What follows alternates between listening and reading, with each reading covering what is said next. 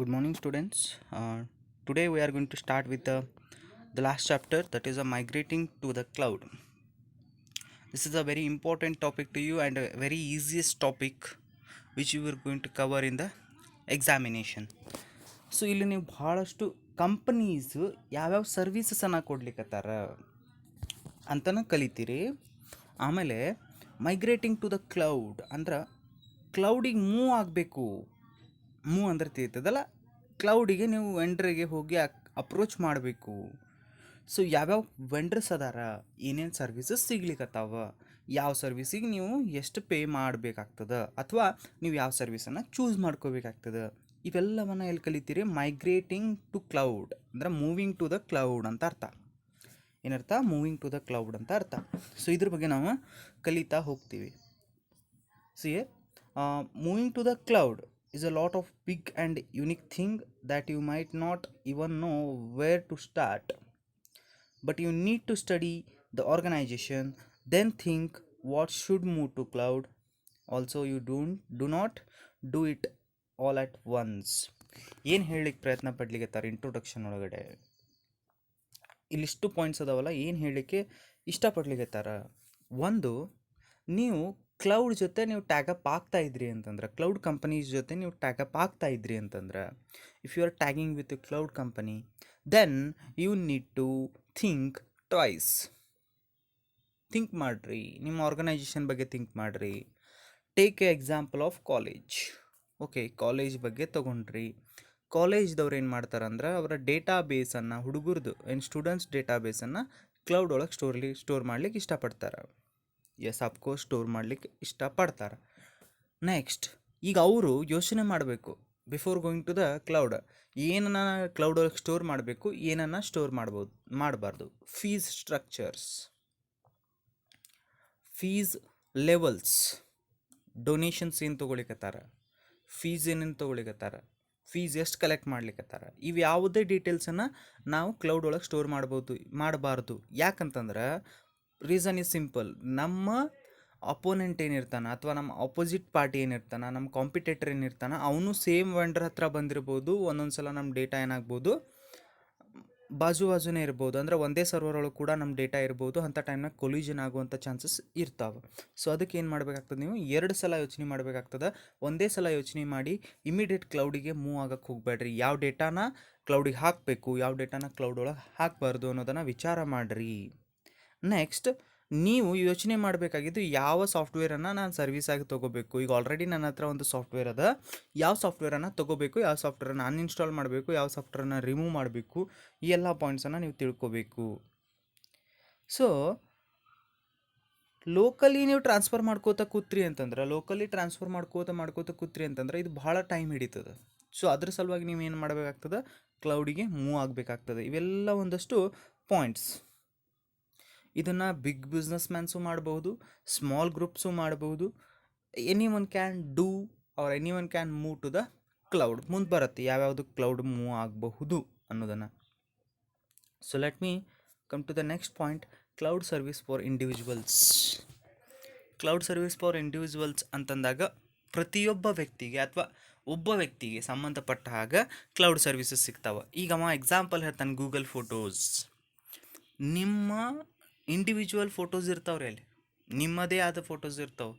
ನೀವು ಗೂಗಲ್ ನಿಮ್ದು account sign up ಮಾಡಿ ನೀವೇನು ಫೋಟೋ ತಕ್ಕೋತೀರಿ, ನಿಮ್ಮ ಮೊಬೈಲ್ ಒಳಗೆ ಇರ್ತಕ್ಕಂಥ ಫೋಟೋಸ್ ಅಂದರೆ ಇಂಡಿವಿಜುವಲ್, ನಿಮ್ಮ ಪ್ರತಿಯೊಬ್ಬ ಒಬ್ಬನೇ, ನೀವೊಬ್ಬರೇ ತಿಳ್ತದ. ಇಂಡಿವಿಜುವಲ್ ಕ್ಲೌಡ್ ಸರ್ವಿಸಸ್ ಅಂತ ಒಂದಷ್ಟು ಸರ್ವಿಸಸ್ ಬಗ್ಗೆ ನಾವು ನೋಡ್ತಾ ಹೋಗ್ತೀವಿ. ಈಗ ಇಲ್ಲಿ ಇಂಡಿವಿಜುವಲ್ ಅಂತಂದು ಬಂದಾಗ ಅದು ಪ್ರೈವೇಟ್ ಸಲುವಾಗಿ, ಅಂದರೆ ನಮ್ಮ ಪರ್ಸ್ನಲ್ ಪ್ರಾಬ್ಲಮ್ ಸಲುವಾಗಿನೂ ನಾವು ಅದನ್ನು ಯೂಸ್ ಮಾಡ್ಬೋದು, ಪರ್ಸ್ನಲ್ ಸಲುವಾಗಿನೂ ಯೂಸ್ ಮಾಡ್ಬೋದು, ಪರ್ಸ್ನಲ್ ಬಿಟ್ಟು ಬಿಸ್ನೆಸ್ ಸಲುವಾಗಿನೂ ಅದನ್ನು ಯೂಸ್ ಮಾಡ್ಬೋದು. ಏನು ಸರ್ ಹಂಗಂತಂದ್ರೆ, ಈಗ ನೀವು ಪರ್ಸ್ನಲಿ ಮೇಲ್ನೂ ಯೂಸ್ ಮಾಡ್ತೀರಿ. ಪರ್ಸ್ನಲ್ ಮೇಲ್ ಅಂತ ತೊಗೋತೀನಿ ಈಗ ಯಾವುದೋ ನಿಮ್ದು ಅಸೈನ್ಮೆಂಟನ್ನು ಕಳಿಸ್ರಿ ಅಂತ ನಾನು ಪರ್ಸ್ನಲ್ ಮೇಲಿಗೆ ಹಾಕ್ರಿ ಅಂತ ಹೇಳ್ತೀನಿ. ನನ್ನ ಪರ್ಸ್ನಲ್ ಮೇಲ್ ನಿಮ್ಗೆ ಗೊತ್ತದ, ನೀವೆಲ್ಲರೂ ಅಸೈನ್ಮೆಂಟ್ಸನ್ನು ಪರ್ಸ್ನಲ್ ಮೇಲಿಗೆ ಹಾಕ್ತೀವಿ. ಅದೇ ನಿಮ್ಮ ಡೀಟೇಲ್ಸ್ ಅಂತ ಬಂದಾಗ, ನಿಮ್ಮ ಹಾಲ್ ಟಿಕೆಟ್ಸ್ ನಿಮ್ಮದಿದು ಅಂತ ಬಂದಾಗ, ನೀವು ಏನು ಇನ್ಫಾರ್ಮೇಷನ್ ಬೇಕೋ ನಿಮ್ಮ ಬಗ್ಗೆ, ಅಂದರೆ ನಿಮ್ಗೇನೋ ಒಂದು ಲೆಟ್ರ್ ಬೇಕಾಗಿರ್ತದೆ, ಕಾಲೇಜ್ ವತಿಯಿಂದ ಒಂದು ಸರ್ಟಿಫಿಕೇಟ್ ಬೇಕಾಗಿರ್ತದೆ. ಸರ್ಟಿಫಿಕೇಟಿಗೆ ಲೆಟರನ್ನು ಮೇಲ್ ಮಾಡಿರಿ. ಎಲ್ಲಿ ಮೇಲ್ ಮಾಡ್ತೀರಿ? ನನ್ನ ಪರ್ಸ್ನಲ್ ಕಾಪಿಗಲ್ಲ, ನನ್ನ ಪರ್ಸ್ನಲ್ ಮೇಲಿಗಲ್ಲ, college mail and personal mail ಈ ಡಿಫ್ರೆನ್ಸ್ ಏನದ ಅಂತಂದ್ರೆ ಅದು ಬಿಸ್ನೆಸ್ ಪರ್ಪಸ್, ಇದು ನನ್ನ ಪರ್ಸ್ನಲ್ ಪರ್ಪಸ್ ಇರ್ತದೆ.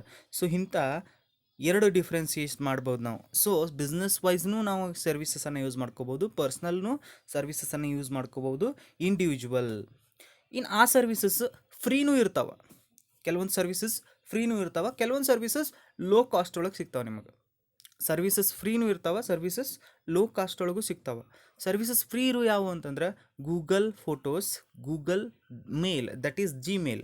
ಎರಡು ಸರ್ವಿಸಸ್ ಫ್ರೀ ಅದಾವೆ ಎಲ್ಲದಕ್ಕೂ, ಎಲ್ಲ ವೆಂಡರ್, ಎಲ್ಲ ಬಿಸ್ನೆಸ್ ಮ್ಯಾನಿಗಾಗಲಿ, ಪರ್ಸನ್ಸಿಗಾಗಲಿ, ಪರ್ಸ್ನಲ್ ಆಗಲಿ, ಇಂಡಿವಿಜುವಲ್ಸ್ ಆಗಲಿ ಇದು ಫ್ರೀ ಅದ. ನೆಕ್ಸ್ಟ್ ಭಾಳಷ್ಟು ಜನ ಇದನ್ನು ಯೂಸ್ ಮಾಡ್ತೀವಿ ಯಾಕಂದ್ರೆ ಈಸಿ ಅದ, ಸೆಂಡ್ ಮಾಡ್ಲಿಕ್ಕೆ ಈಸಿ ಅದ, ಆಮೇಲೆ ಚೆಕ್ ಮಾಡ್ಲಿಕ್ಕೆ ಈಸಿ ಅದ, ಯಾವುದೇ ಕಂಪ್ಯೂಟರ್ ಒಳಗೆ ಕೂಡ ಆದರೂ ಇದು ಫ್ರೆಂಡ್ಲಿ ಅದ, ಯೂಸರ್ ಫ್ರೆಂಡ್ಲಿ ಅದ ಅಂತ ಇದನ್ನು ನಾವೇನು ಮಾಡ್ತೀವಿ, ಯೂಸ್ ಮಾಡ್ತೀವಿ. ನಾವಿಲ್ಲಿ ಏನು ಮಾಡ್ಬೋದು ಅಂತಂದ್ರೆ ನಾವು ವರ್ಕ್ ಒಳಗೆ ಇದ್ದಾಗ ಕೂಡ ನಾವು ಇದನ್ನ ಏನು ಮಾಡ್ಬೋದು, ಚೆಕ್ ಮಾಡ್ಬೋದು, ಮೇಲನ್ನು ಚೆಕ್ ಮಾಡ್ಬೋದು. Work on a document during A family get together.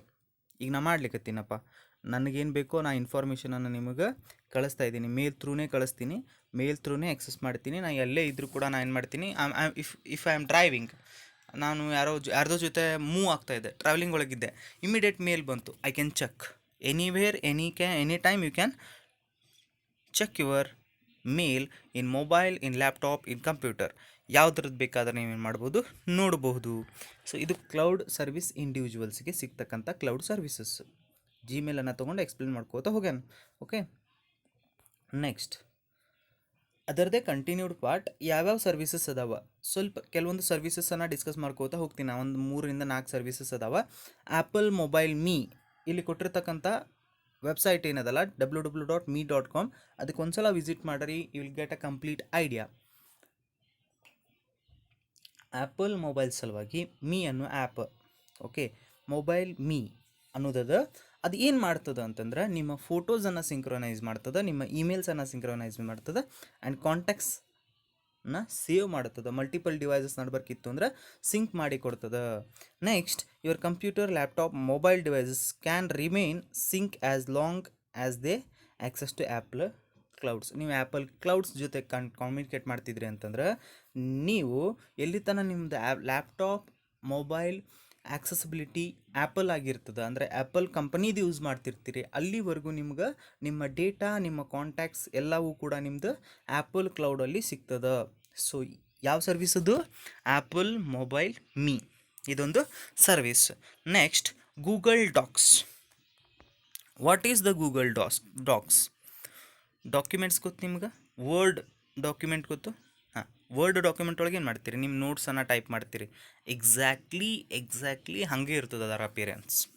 Google document, it is also a free service provided by the Google company. Google doc ಆಮೇಲೆ ಗೂಗಲ್ ಪ್ರೆಸೆಂಟೇಷನ್, ಎರಡು ಫ್ರೀ ಅದಾವ, ಬಟ್ ಕೆಲವೊಂದು ಫೀಚರ್ಸನ್ನು ನೀವು ತೊಗೋಬೇಕಾಗಿತ್ತು ಅಂತಂದ್ರೆ, if you want to take some features from that you need to pay. ನೀವೇನು ಮಾಡಬೇಕಾಗ್ತದೆ, ಪೇ ಮಾಡಬೇಕಾಗ್ತದೆ. ಎಷ್ಟು ಅಮೌಂಟು ಅಂತೇಳಿ ಅಲ್ಲಿ ಬರ್ದಿರ್ತಾನೆ, ಪರ್ ಇಯರ್, ಪರ್ ಮಂತ್ ಅಂತೇಳಿ. ಈಗ ನೀವೆಲ್ಲ ಪ್ರೀಮಿಯರ್ ಕಟ್ತೀರಿ, ಅಮೆಜಾನ್ ಪ್ರೀಮಿಯರ್ ಅಂತ ಕಟ್ತೀರಿ, ಈ ಥರ ಇರ್ತಾವ್ರಿ. ಆ ಥರ ಕಟ್ಟಿದ್ರಿ ಅಂದರೆ ನಿಮ್ಗೆ ಎಕ್ಸ್ಟ್ರಾ ಫೀಚರ್ಸ್ ಸಿಗ್ತಾವೆ ಅಷ್ಟೇ. ಇದು ಫ್ರೀ ಇರ್ತದೆ, ಬಟ್ ನಿಮ್ಗೇನಾದರೂ ಎಕ್ಸ್ಟ್ರಾ ಅಡಿಷ್ನಲ್ ಬೇಕಾಯಿತು ಅಂತಂದ್ರೆ ಯು ಕ್ಯಾನ್ ಗೋ.